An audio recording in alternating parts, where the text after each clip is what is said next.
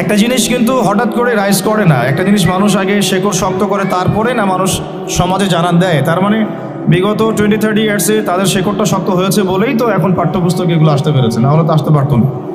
তো এখন এই যুগ চলছে আর কি। তো জিনা, ব্যভিচার, পর্নোগ্রাফি এবং সমকামিতার এই যুগে আমরা এখন ট্রান্সজেন্ডারকে প্রমোট করছি। আর মেয়েদের অবমাননার কথা আমার বলার আর মানে বাকি নাই, যেটা আপনারা আমাদের চেয়ে খুব ভালোই জানেন। শিক্ষিত সমাজ, আপনারা ফেস করেন এগুলো। পরিবর্তনটা নবী সাল্লাল্লাহু আলাইহি ওয়াসাল্লাম করলেন। আমরা যদি এখন আমাদের দেশের দিকে তাকাই, ধরে নিলাম 90%ই মুসলিম দেশ। আপনি 90% মুসলিমের মধ্যে 80% দেখবেন নামাজই পড়ে না। 80% মেয়ে দেখবেন পর্দা নাই। 80% ফ্যামিলির মধ্যে প্রপার ইসলাম প্রতিষ্ঠা নাই। 80% মুসলমান আমাদের দেশে বিশুদ্ধ করে কোরআন তেলাওয়াত করতে পারে না। 80% মুসলমান দেখবেন জাকাত ফরজ হয়েছে যাদের, তারা জাকাত দেয় না। রমজান মাসে সওমও অনেকে রাখেন না। আমরা সৎ কাজে আদেশ সবাই করি না, অসৎ কাজে নিষেধের তো প্রশ্নই ওঠে না। সৎ কাজে আদেশও সবাই করি না। আবার আমরা যারা ধর্মতাত্ত্বিক কথা বলছি দাড়ি টুপি নিয়ে, আমাদের মতো ডিভাইডেশনের অভাব নাই। একেবারে হাজারটা ডিভাইডেশনে আমরা অলরেডি লিপ্ত হয়ে গেছি আর কি। তো এই যে একটা সমস্যা, আমার ইকোনমিক লাইফে আমরা ম্যাক্সিমামই সুদ খাচ্ছি। আমরা আমারও খেয়ালত করতেছি, মাপে কম দিচ্ছি, দুর্নীতি করতেছি। জানি আল্লাহ বলে একজন আছেন, জানি রসুল বলে একজন আছেন, জানি মৃত্যু হবে, জানি কিয়ামতে জবাবদিহি করতে হবে। জানার পরেও প্রত্যেকটা ক্ষেত্রে টপ টু বটম আমরা চুরি করতেছি, দুর্নীতি করতেছি, আমাদের খেয়ানত করতেছি। এবং আমরা বাইরে আবার জুমার নামাজও পড়তেছি, ঈদের নামাজও পড়তেছি, কোনো কোনো ক্ষেত্রে চিল্লা দিচ্ছি এবং শেষ বয়সে হজ করে মনে করতেছি যে আমি মাশাআল্লাহ জান্নাতে চলে যাব। আমাদের ইসলামের কনসেপ্টটা এরকম। এই কারণে আসলে আমরা আলটিমেট যে একটা সোশ্যাল রেভলিউশনের কথা বলি, এটা হয়ে উঠতেছে না। একটা জিনিস কিন্তু হঠাৎ করে রাইজ করে না। একটা জিনিস মানুষ আগে শেকড় শক্ত করে তারপরে না মানুষ সমাজে জানান দেয়। তার মানে বিগত 20-30 ইয়ার্সে তাদের শেকড়টা শক্ত হয়েছে বলেই তো এখন পাঠ্যপুস্তকে এগুলো আসতে পেরেছে, না হলে তো আসতে পারতো না। তো এখন এই যুগ চলছে আর কি। তো জিনা, ব্যভিচার, পর্নোগ্রাফি এবং সমকামিতার এই যুগে আমরা এখন ট্রান্সজেন্ডারকে প্রমোট করছি। আর মেয়েদের অবমাননার কথা আমার বলার আর মানে বাকি নাই, যেটা আপনারা আমাদের চেয়ে খুব ভালোই জানেন। শিক্ষিত সমাজ, আপনারা ফেস করেন এগুলো। আর একটা বিষয় যেটা টাচ করেছিলাম যে গোত্রীয় হানাহানি, যেটা এখনকার পলিটিক্যাল হানাহানি বলেন, ধর্মতাত্ত্বিক হানাহানি বলেন, এগুলো তো রূপ নিয়েছে আর কি, সামাজিক দ্বন্দ্বের রূপ নিয়েছে। তাই আমি জাহিলিয়াতের আবু জাহেলের যুগটা আমার কাছে মনে হয় যে এই যুগের চেয়ে কিছুটা হলো বেটার ছিল। অ্যাটলিস্ট ওই সময়ের এই সমস্যাগুলোর গ্লোবালাইজেশন ছিল না। এখন এই সমস্যাগুলোর পুরো গ্লোবালাইজেশন হয়েছে। একটা কিছু পড়লে, পর্নোগ্রাফি যদি লঞ্চ করা হয় এক মাসের মধ্যে সারা দুনিয়াব্যাপী এটা ছড়ায় যায়। একটা মাদক যদি লঞ্চ করা হয় সারা দুনিয়া ছড়াতে 7 দিন সময় লাগে না। একটা নতুন মুভি চলে আসলে 3 দিনের মধ্যে এটা মিলিয়ন ভিউজ হয়ে যায়। একটা মানে অন্যায় কিছু, একটা শব্দ ট্রান্সজেন্ডার লঞ্চ হওয়া মাত্রই 1 মাসের মধ্যে সারা দুনিয়া কাঁপায় ফেলতেছে। এটা হচ্ছে গ্লোবালাইজেশনের যুগ। এখন আর আবু জাহেলের যুগের মধ্যে শুধু মক্কায় সীমাবদ্ধ থাকে না, পুরো গ্লোবালি এটাকে ছড়ায় দেওয়া হয়। তো এই যুগে আমি বলতে চাচ্ছি, এরকম একটা যুগে একটু মনোযোগ দিবেন, বিকজ টার্মসগুলো আপনারা ভুলে যাবেন পরে, না হলে মনে রাখতে পারবেন না। এমনই একটা যুগে আমাদের নবী মুহাম্মদ সাল্লাল্লাহু আলাইহি ওয়াসাল্লাম জন্ম নিয়েছিলেন। আমরা একটু দরুদ পড়ি, বলি সাল্লাল্লাহু আলাইহি ওয়াসাল্লাম। আমাদের নবী সাল্লাল্লাহু আলাইহি ওয়াসাল্লাম কিন্তু একদম একটা পুত পবিত্র সমাজে জন্ম নেন নাই। এমন না যে তিনি এমন একটা সমাজে জন্ম নিয়েছেন যেটা পুরো পাপ মুক্ত, নট অ্যাট অল। বরং তিনি এমন একটা যুগে জন্ম নিয়েছেন যেটা পাপে ভর্তি, আমাদের মতোই। কিন্তু এরপরেও তিনি নিজে কখনো শিরকের সাথে যুক্ত হন নাই, সুদের সাথে, মাদকের সাথে, জিনার সাথে, গোত্রীয় হানাহানির সাথে তিনি কখনো সম্পৃক্ততা রাখেন নাই। তার মানে আমরা যে অনেকে যুগের দোহাই দিই, সমাজের সমাজের দোহাই দিয়ে বলি যে এই সমাজটা এমন, আমি আবার কিভাবে আউট অফ দ্য সোসাইটি থাকতে পারি, এই লজিকটা আসলে টিকবে না আল্লাহর কাছে। আল্লাহ রাব্বুল আলামিনের হাবিব মুহাম্মদ সাল্লাল্লাহু আলাইহি ওয়াসাল্লাম এইরকম একটা সমাজে বেড়ে উঠেছিলেন। তারপরে আল্লাহ রাব্বুল আলামিন যেহেতু তাকে নবী বানাবেন, বা আগে থেকেই আল্লাহ পাকের তাকদিরে এটা লেখা আছে, তাই তিনি সমাজের এই জাহিলিয়াতগুলো থেকে নিজেকে সেভ করতেন, বাঁচিয়ে রাখতেন। হেরা গুহায় একা একা বসে থাকতেন, এগুলো কিন্তু আমরা দেখে আসছি আর কি। মানে কেন তিনি হেরা গুহায় একা বসে থাকতেন? তিনি কি ওখানে গিয়ে আসলে কোনো তপস্যা ধ্যান করতেন? আসলে ব্যাপারটা এমন না। তিনি সমাজের এই অরাজকতাগুলো দেখে নিজে খুব কষ্ট পেতেন।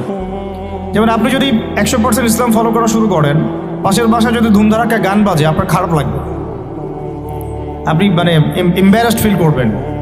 খুবই রাগ উঠবে আপনার, মনে হবে যে কানটা বন্ধ করে রাখি অথবা গিয়ে ওদেরকে শাসাই।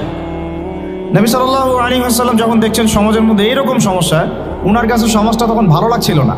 দ্যাট ইজ ওয়াই তিনি ওখান থেকে কাট অফ হয়ে হেরা গুহায় গিয়ে তিনি রাত কাটানো শুরু করলেন এবং আল্লাহকে ডাকা শুরু করলেন, আল্লাহ কীভাবে আমি এই সমাজটাকে, সোসাইটিকে চেঞ্জ করব। তখনই আল্লাহ পাক সূরা আলাকের এই যে 5টা আয়াত নাজিল করেছেন যে পড়ুন আপনি আগে। এখানে আমাদেরকে বুঝতে হবে, আল্লাহ পাক প্রথমে বলেন নাই যে এই সোসাইটি চেঞ্জ করতে চাও তুমি, তাহলে তুমি আগে নামাজ পড়ো, তুমি আগে সুদ খেও না, তুমি আগে মূর্তি পূজা ছেড়ে দাও, তুমি আগে এদের সাথে সশস্ত্র যুদ্ধ করো। আল্লাহ রাব্বুল আলামিন এমন কোনো কথাই বলেন নাই। মেয়েদেরকে পর্দায় রাখো, এমন কোনো কথা আল্লাহ পাক প্রথমে নাজিল করেন নাই। আল্লাহ পাক বরং বলছেন তুমি পড়ো। আর এমন একজন মানুষকে আল্লাহ পাক এই কথা বলছেন যিনি আদতে লিখতেও জানেন না, পড়তেও জানেন না। আমাদের নবী সাল্লাল্লাহু আলাইহি ওয়াসাল্লামকে বলা হয় উম্মি নবী, অর্থাৎ তিনি স্বাক্ষর করতে পারতেন না। আমরা যেমন এখন শিক্ষার মানদণ্ড ফিক্স করেছি কে কত বেশি সাইন করতে পারে, 76%, 86%, 56%, এটা শিক্ষার মানদণ্ড না। নবী সাল্লাল্লাহু আলাইহি ওয়াসাল্লাম নিজে নাম সিগনেচার করতে পারতেন না, তারপরেও তিনি এই মহাবিশ্বের সবচেয়ে জ্ঞানী মানুষ। তাহলে শিক্ষার মানদণ্ড আসলে কি? তা আমরা একটা বাইরের চোখ দিয়ে ওয়ার্ল্ডটাকে দেখতেছি আর কি। নবী সাল্লাল্লাহু আলাইহি ওয়াসাল্লামকে আল্লাহ পাক বললেন পড়ুন। নবীজি বলছেন, ওই সময়ও বলছেন মা নবী ক্বারি, আমি তো পড়তে জানি না। তখন জিবরাইল আলাইহিস সালাম তাকে চেপে ধরলেন খুব শক্ত করে, আবার ছেড়ে দিয়ে বলছেন ইকরা, পড়ুন। তিনি আবারও বলছেন মা নবী ক্বারি, আমি তো পড়তে জানি না, আমি তো পড়তে শিখি নাই কখনো, আমি তো আলিফ বা তা চিনি না। আবার চিপে ধরলেন শক্ত করে, তিনি বলছেন আমার মনে হয় জীবনটা বের হয়ে যাবে, এত শক্ত করে ধরেছেন। ছেড়ে দিলেন, ছেড়ে দিয়ে বললেন ইকরা বিসমি রাব্বিকাল্লাযী খালাক, পড়ুন আপনার রবের নামে যিনি আপনাকে সৃষ্টি করেছেন। মানে পড়া আপনাকে আপনার রবই শিখাবেন ইনশাআল্লাহ। জ্ঞান তাহলে কার পক্ষ থেকে আসবেন? আল্লাহর পক্ষ থেকে জ্ঞান আসে। তার মানে ইকরা বিসমি রাব্বিকাল্লাযী খালাক, প্রত্যেকটা ইউনিভার্সিটির বাইরে এই জিনিসটা লেখা আছে। যত সেকুলার ইনস্টিটিউশন আছে যেখানে আল্লাহ বিরোধী সংবিধানও পড়ানো হয়, সেখানেও লেখা আছে ইকরা বিসমি রাব্বিকাল্লাযী খালাক, পড়ুন আপনার রবের নামে যিনি আপনাকে সৃষ্টি করেছেন। তাহলে ওই আয়াতটার কি ব্যাখ্যাটা বুঝলেন আপনারা? এখানে বোঝানো হচ্ছে পড়ুন আপনার সেই রবের নামে যিনি আপনাকে সৃষ্টি করেছেন। মানে যে জ্ঞান আমাকে আল্লাহর দিকে নিয়ে যায় সেটাই হলো দ্য ডেফিনেশন অফ নলেজ।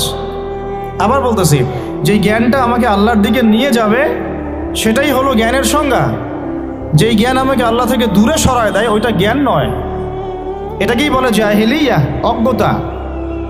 এখন আমরা যদি একটু টপ টু বটম হিসাব করি যে কোন কোন সাবজেক্ট, কোন কোন জ্ঞানগুলো আমাদেরকে আল্লাহর দিকে নিচ্ছে আর কোন কোন সিস্টেম আমাদেরকে আল্লাহ থেকে দূরে সরাচ্ছে, ব্যাস নিজেরাই ক্যালকুলেশন করে বের করতে পারবো কোনটা নলেজ আর কোনটা what is the definition of knowledge.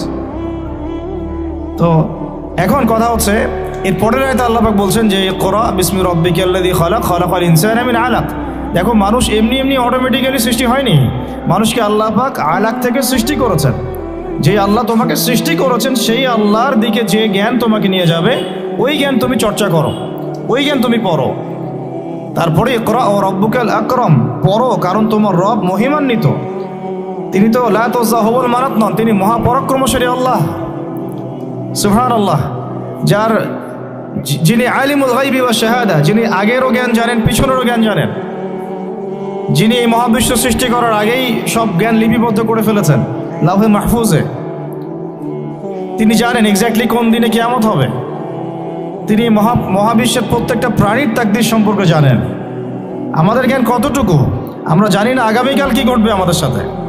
তো সেই মানে ক্ষুদ্র জ্ঞান নিয়ে আমরা মহাপরাক্রমশালী আল্লাহ পাকের জ্ঞানকে টক্কর দিচ্ছি এখন আর কি। সিচুয়েশনটা এখন এমন। আল্লাযী আল্লামা বিল কলম, শুধু তাই নয়, যে আল্লাহ মানুষকে কলম দিয়ে জ্ঞান শিক্ষা দিয়েছেন। এখানে পড়ার সাথে লেখার একটা ঘনিষ্ঠ সম্পর্ক আছে।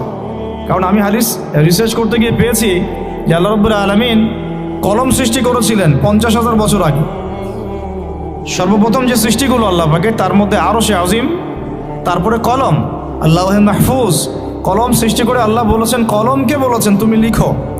কলম কথা বলেছিল যে মাযা আকতুব, আমি কি লিখবো। আল্লাহ পাক বলেছেন উকতুব, তুমি লিখো, কিয়ামত পর্যন্ত যা হবে সব লিখো। কলম লেখা শুরু করেছে, কিয়ামত পর্যন্ত যা হবে সব লেখা হয়ে গেছে, এটা ডান কুদি আল আমর। এমনকি মেরাজের রাতে নবী সাল্লাল্লাহু আলাইহি ওয়াসাল্লাম যখন সপ্তম আসমানের উপরে গিয়ে এখান থেকে তিনি যখন সিদরাতুল মুনতাহা পার হয়ে যাচ্ছেন তখন কলমের সেই যে লেখার খসখস শব্দ তিনি শুনতে পাচ্ছিলেন। তা আমরা এগুলা বুঝি না যে পড়ার সাথে লেখার একটা গভীর সম্পর্ক আছে। আল্লাযী আল্লামা বিল কলম আল্লামাল ইনসান মা লাম ইয়ালাম, এটা আরো বড় শব্দ, এটা আরো বড় বাক্য। আল্লামাল ইনসান, যেই আল্লাহ মানুষকে জ্ঞান শিক্ষা দিয়েছেন, মা লাম ইয়ালাম, যে জ্ঞান মানুষ জানতো না। আমরা সৃষ্টিগতভাবে জ্ঞানী ছিলাম না, ফুল স্টপ। আমাদের কোনো জ্ঞান ছিল না। আপনি যত জ্ঞানতাত্ত্বিক দর্শন আছে ঘাটেন, আপনি 3টে দর্শন পাবেন। একটু আমার দিকে ফোকাস করেন। জ্ঞানতাত্ত্বিক যত দর্শন আছে, আমি ফিলোসফির স্টুডেন্ট ছিলাম এক সময়, এগুলো সব বই আমাদের পড়া শেষ আলহামদুলিল্লাহ, এবং আমাদের রেজাল্ট কখনো সেকেন্ড ক্লাসও আসে নাই। জ্ঞানতাত্ত্বিক যত দর্শন আছে দেখবেন 3 ভাগে বিভক্ত। পৃথিবীর বড় বড় যত দার্শনিক আছে, অমুসলিম দার্শনিক আর কি, পশ্চিমা, চাইনিজ, রাশিয়ান ইত্যাদি ইত্যাদি, তাদের দর্শন হচ্ছে জ্ঞান আসছে বুদ্ধি থেকে, তাদের ধারণা জ্ঞান আসছে বুদ্ধি থেকে। আবার এর বাইরে আরেক শ্রেণীর আছে দার্শনিক, তারা বলে জ্ঞান আসছে অভিজ্ঞতা থেকে। বুদ্ধি থেকে যারা আসছে ওদেরকে বলা হয় বুদ্ধিবাদী দার্শনিক, অভিজ্ঞতাবাদী যারা ওদেরকে বলে অভিজ্ঞতাবাদী ফিলোসফার। আবার এক শ্রেণীর দার্শনিক আছে যারা আবার দুটাকে সমন্বয় করেছে, তারা বলছে না, বুদ্ধি থেকেও আসছে, অভিজ্ঞতা থেকেও আসছে। এরা কোনো কনক্লুশনে আসতে পারে না যে নলেজ আসলে কি। এখানে আমরা কনক্লুশন পাচ্ছি যে আল্লাহ রাব্বুল আলামিন বলেছেন জ্ঞান আমার পক্ষ থেকে আসছে, সুবহানাল্লাহ। জ্ঞান না বুদ্ধি থেকে আসছে, আর জ্ঞান না অভিজ্ঞতা থেকে আসছে, আর না সমন্বয় কোনো মতবাদ থেকে আসছে। বরং আল্লাহ বলছেন আল্লামাল ইনসান মা লাম ইয়ালাম, আমি আল্লাহ মানুষকে সেই জ্ঞান শিক্ষা দিয়েছি যে জ্ঞান মানুষ আদৌ জানতো না, সুবহানাল্লাহ। এই দলিল কোথায় আছে? সূরা বাকারা খোলেন, প্রথম দিকে পাবেন আপনি। আল্লাহ পাক বলছেন যে ওয়াল্লামা আদামাল আসমাআ কুল্লাহা, পড়লেই দেখতে পারবেন। আল্লাহ পাক ফেরেশতাদেরকে ডাকলেন, ডেকে বললেন যে আমি আদমকে সৃষ্টি করতে চাই, খলিফা সৃষ্টি করতে চাই, তোমাদের কি মত? ফেরেশতারা বললেন যে আতাজআলু ফিহা মা ইউফসিদু ফিহা, আপনি কি এমন কাউকে সৃষ্টি করতে চান যে পৃথিবীতে গিয়ে ফিতনা ফাসাদ সৃষ্টি করবে, ও রক্তপাত ঘটাবে, ও ইয়াসফিকুদ দিমা। আল্লাহ বলছেন ইন্নী আ'লামু মা লা তা'লামুন, আমি যা জানি তোমরা তা জানো না। আমি এই ডিটেলস গল্পটা বা ঘটনা বলতে যাচ্ছি না, সময় আমার হাতে নাই এত। আমি বলতে যাচ্ছি আল্লাহ পাক আদম আলাইহিস সালামকে সৃষ্টি করে সর্বপ্রথম তাকে জ্ঞান শিক্ষা দিয়েছেন। শুধু জ্ঞান না, আল্লাহ বলছেন ওয়াল্লামাল আদামা আসমাআ কুল্লাহা। সামান্য আরবিক জানলে আপনি বুঝতে পারবেন যে আল্লাহ পাক বলছেন যে আমি আদমকে এই মহাবিশ্বের সব জ্ঞান শিক্ষা দিয়েছি। আমাদের পিতামাতা গাছের ছাল বাকল পরে থাকতো না। আমাদের পিতামাতা ওই যেগুলো পশ্চিমারা শিখায় আর কি, গুহার মধ্যে গাছের ছাল বাকল পরে থাকতো, হাড় হাড্ডি খাইতো, এরকম ছিল না। বরং প্রথম মানুষ হচ্ছেন একজন নবী, যিনি একজন সবচেয়ে সভ্য মানুষ, যাকে আল্লাহ নিজে সব জ্ঞান শিক্ষা দিয়েছেন। পৃথিবীতে কিভাবে চলতে হবে আল্লাহ শিখিয়েছেন, কিভাবে শিকার করতে হবে, কিভাবে চাষবাস করতে হবে, কিভাবে কাপড় পরতে হয়। আল্লাহ পাক কাপড় নাজিল করেছেন আসমান থেকে প্রথম দিকে, তারপরে বুনন শিক্ষা দিয়েছেন, শিক্ষা, তারপরে বাণিজ্য, কৃষি ইত্যাদি, রাজনীতি, সবকিছু আল্লাহ শিক্ষা দিয়েছেন আদম আলাইহিস সালামকে। এই জন্যই তিনি ছিলেন আল্লাহ পাকের খলিফা। খলিফা মানে পৃথিবীতে যে আল্লাহর হুকুম বাস্তবায়ন করে, যে পৃথিবীতে আল্লাহর হুকুম বাস্তবায়ন করে সে আল্লাহর খলিফা। যে পৃথিবীতে আল্লাহর হুকুম বাস্তবায়ন করে না সে এই দুনিয়াতে শয়তানের খলিফা, ফুল স্টপ। তো আদম আলাইহিস সালাম আল্লাহ পাক তাকে নিজ নিজ জ্ঞানে জ্ঞানী করেছেন, তার পক্ষ থেকে জ্ঞান শিক্ষা দিয়েছেন। এরপরেই ফেরেশতাদেরকে দিয়ে সিজদা করিয়েছেন। আমাদের চোখের কারণে না, কানের কারণে না, বডির শেপের কারণে না, ফিজিক্যাল শক্তির কারণে না। কারণ আমাদের এই দুনিয়ার যত মানুষ আছে, এই যে 500 কোটি 700 কোটি আমরা বলি, একজন ফেরেশতার একটা পাখার বাড়ি দিয়ে সবগুলোকে শেষ করে দেওয়া যাবে। আমার কথা কি বুঝতে পারছেন? আল্লাহ পাকের এত শক্তিশালী মালায়েকা আছে, এত শক্তিশালী আছে, যারা এই পৃথিবীর একটা অঞ্চলকে শুধু পাখা দিয়ে উঠিয়েছিলেন। জর্ডান জায়গাটার, ডেড সি, মৃত সাগর, এই জায়গাটার ওইখানে থাকতো সাদুম নামে এক গোত্র, যারা ছিল সমকামী, মানে হোমোসেক্সুয়াল, এখনকার শরীফার মতো আর কি। তো আল্লাহ পাক তাদেরকে এইভাবে ফেরেশতার ডানায় উঠিয়ে উপর থেকে পাথর নিক্ষেপ করে থ্যাতলা করে উল্টা দিকে দাফন করেছেন একজন ফেরেশতার পাখা দিয়ে, জিবরাইল আলাইহিস সালাম। তো তাহলে ফেরেশতাদেরকে আল্লাহ পাক যে বললেন আদমকে সিজদা করো, এটা কিসের মানদণ্ডে? ফিজিক্যাল স্ট্রেংথের, নাকি স্ট্রাকচারের, নাকি অন্য কিছু? অবশ্যই এটা জ্ঞানের মানদণ্ডের। কারণ ফেরেশতারা সেই নাম বলতে পারেন নাই যেটা আদম আলাইহিস সালাম বলে দিয়েছেন। ফেরেশতারা সেই নাম বলতে পারেন নাই যেগুলো আদম আলাইহিস সালাম বলে দিয়েছেন, কারণ আল্লাহ পাক তাদেরকে ওটা শিখান নাই, আমাদেরকে শিখিয়েছেন। তাহলে দেখুন আমরা সম্মানিত হয়েছি জ্ঞানের মানদণ্ডে। আর এই জ্ঞান এসেছে কার পক্ষ থেকে বলেন? আল্লাহর পক্ষ থেকে। তাহলে আমরা এখন জ্ঞানের উৎসও জানলাম, সংজ্ঞাও জানলাম। জ্ঞান কি, জ্ঞান মানে সেটাই যে আল্লাহর পক্ষ থেকে আসে, যা আমার ইহকালীন কল্যাণ করবে, পরকালে মুক্তি দিবে।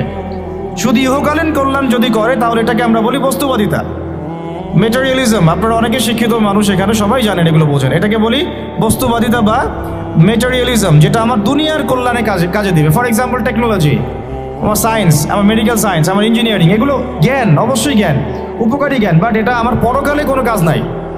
দুনিয়ার জন্য যদি এটা উপকারী হয়, কোরআন সুন্নাহর সাথে সাংঘর্ষিক না হয়, ইটস ওকে, আমরা এটা নিতে পারবো এই পর্যন্ত। যদি আবার সাংঘর্ষিক হয়ে যায়, ফুল স্টপ, তখন আবার নেওয়া যাবে না। তো এটাও জ্ঞানের একটা অংশ, এটাও জ্ঞানের একটা পার্ট।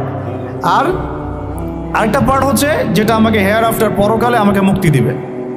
এটা কিন্তু বস্তুবাদী জ্ঞান আমাকে দিতে পারবে না। এটা কোন জ্ঞান দিবে? আল্লাহর ওহী ভিত্তিক কোরআন এবং সুন্নাহর জ্ঞান। তাহলে জ্ঞানের ডেফিনেশন জানলাম, জ্ঞান কাকে বলে সেটাও জানলাম, কার পক্ষ থেকে আসছে সেটাও জানলাম। এখন শোনেন যে এই জ্ঞানটা প্রত্যেক নবী, আম্বিয়া কেরাম চর্চা করেছেন। আদম আলাইহিস সালাম থেকে শুরু করে মুহাম্মদ সাল্লাল্লাহু আলাইহি ওয়াসাল্লাম পর্যন্ত। আমরা যে বলি, অনেকেই বলি 1,24,000, কেউ বলে 2,24,000, সংখ্যাটা আল্লাহ ভালো জানেন। যত নবী রসুলকে আল্লাহ পাঠিয়েছেন ওই আসমানি জ্ঞান দিয়েই পাঠিয়েছেন, যেই জ্ঞানকে আমরা বলি ওয়াহি।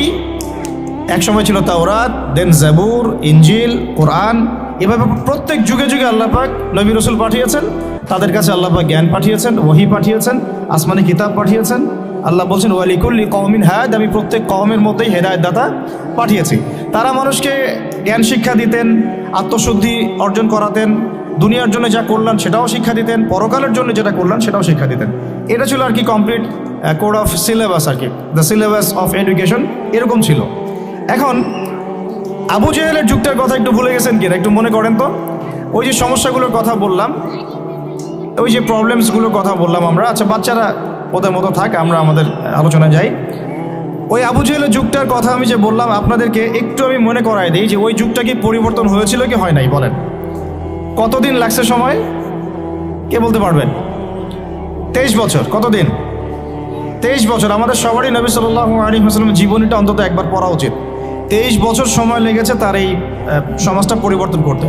এখন আমি যদি বলি 23 বছর আগের আর পরের মক্কাকে আপনি একটু কম্পেয়ার করেন।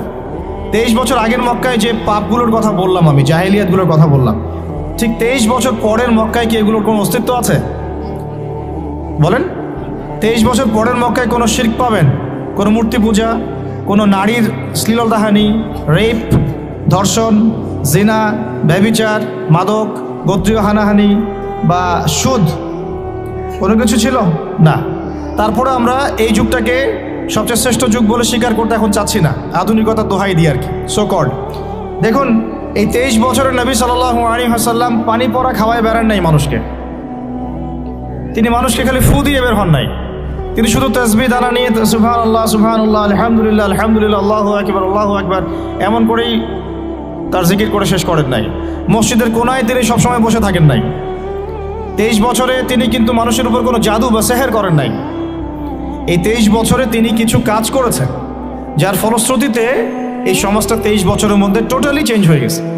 এবং সেই কাজটা তিনি করেছেন মূলত কোরআন কেন্দ্রিক এবং তার সুন্নাহ কেন্দ্রিক। কি কাজ করেছেন? ফার্স্ট অফ অল তিনি প্রত্যেকটা মানুষের ভিতরের আকীদা পরিবর্তন করেছেন, তাদেরকে কোরআন শিক্ষা দিয়েছেন, তার সুন্নত শিক্ষা দিয়েছেন, আত্মশুদ্ধি শিক্ষা দিয়েছেন, আদব শিক্ষা দিয়েছেন।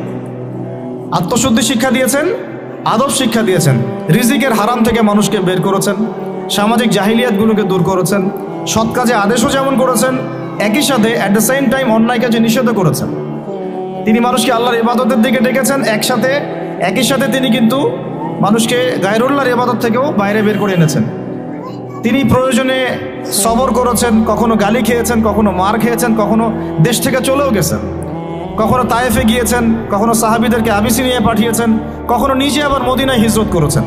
মদিনায় গিয়ে কখনো আবার তিনি রাষ্ট্র কায়েম করেছেন, কখনো আবার তাকে যুদ্ধ করতে হয়েছে, কখনো তিনি আবার সেনাবাহিনী গঠন করেছেন, সারিয়া অভিযান করেছেন, বদরের মাঠে গিয়েছেন, উহুদে গিয়েছেন, খন্দকে গিয়েছেন, হুদাইবিয়ার সন্ধিতে তিনি মেনে নিয়েছেন। পরে আবার মদিনায় ফেরত গিয়ে খায়বার আক্রমণ করেছেন। পরে আস্তে আস্তে পররাষ্ট্রনীতি অ্যাপ্লাই করে মক্কা বিজয় করে পুরো মক্কায়, জাজিরাতুল আরবে তিনি দিনটা প্রতিষ্ঠা করেছেন। ওই 23 বছর পরের মক্কায় আপনি কিন্তু আর কোনো রকম জাহিলিয়াত দেখছেন না। তাহলে আমরা বলতে পারি পুরো বিষয়টা কিন্তু হয়েছে, সম্ভব হয়েছে ওই একটা শব্দ থেকে শুরু হয়েছে, ইকরা মানে পড়ুন। এমন কোনো সাহাবী আপনি দেখাতে পারবেন না যে সাহাবী কোরআন তেলাওয়াত করতে জানতেন না। এমন কোনো সাহাবী আপনি খুঁজে পাবেন না যিনি কোরআনের অর্থ জানতেন না।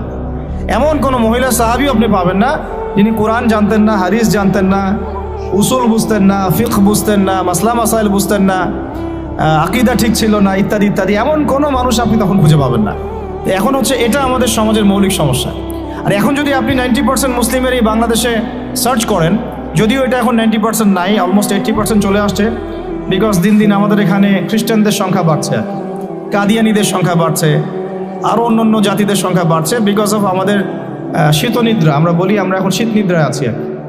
আমরা পড়ে আছি জিলাপি, খোরমা, বিরিয়ানি, হাত বাঁধা, আমিন জোরে আসতে ইত্যাদি নিয়ে। এদিকে মাশাআল্লাহ নাউজুবিল্লাহ যা কাজ হওয়ার হয়ে যাচ্ছে, যা ধ্বংস হওয়ার সেটা হয়ে যাচ্ছে। তো এখন কথা হচ্ছে যে এই যে পরিবর্তনটা নবী সাল্লাল্লাহু আলাইহি ওয়াসাল্লাম করলেন, আমরা যদি এখন আমাদের দেশের দিকে তাকাই, ধরে নিলাম 90%ই মুসলিম দেশ। আপনি 90% মুসলিমের মধ্যে 80% দেখবেন নামাজই পড়ে না, 80% মেয়ে দেখবেন পর্দা নাই, 80% ফ্যামিলির মধ্যে প্রপার ইসলাম প্রতিষ্ঠা নাই, 80% মুসলমান আমাদের দেশে বিশুদ্ধ করে কোরআন তেলাওয়াত করতে পারে না।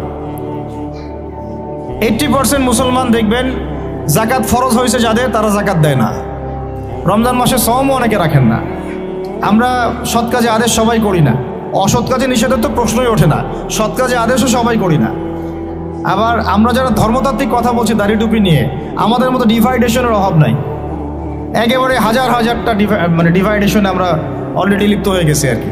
তো এই যে একটা সমস্যা, আমার ইকোনমিক লাইফে আমরা ম্যাক্সিমামই সুদ খাচ্ছি, আমরা আমারও খেয়ানত করতেছি, মাপে কম দিচ্ছি, দুর্নীতি করতেছি।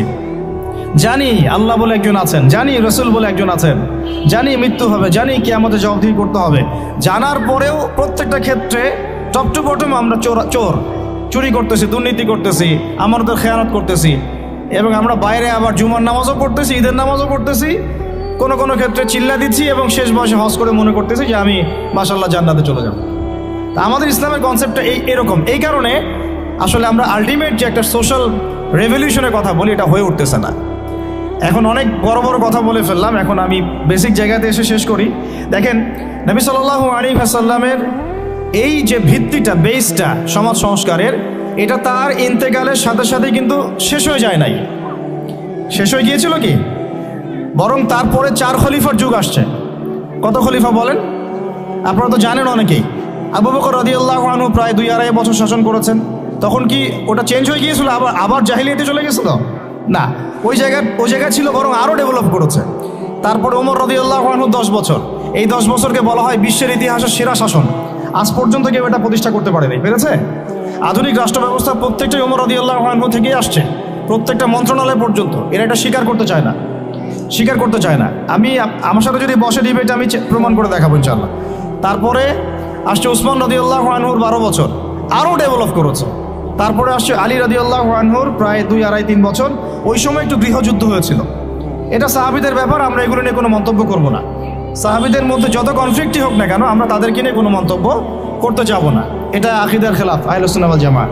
তো 4 খলিফার 30 বছরে ইসলাম আরও আগায় গেছে, পিছায় নাই, কিন্তু এক পাও পিছায় নাই আলহামদুলিল্লাহ। এরপরে কি ইসলাম থেমে গেছে? না। এরপর আসছে উমাইয়াদের শাসন। উমাইয়ারা 97 বছর শাসন করছে ওই প্ল্যাটফর্মের উপর দাঁড়াই।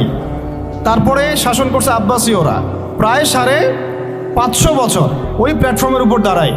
বরং আব্বাসীয়দের সময় আপনারা জানেন ওই যে খলিফা আল মামুনের নাম শুনেছেন না? খলিফা আল মামুন। তো তখন দেখা যায় যে বাইতুল হিকমা, আমরা যেটাকে বলি দ্য নলেজ অফ উইজডম, বাগদাদে প্রতিষ্ঠা করা হয়েছিল। পৃথিবীর ইতিহাসে এইরকম সমৃদ্ধ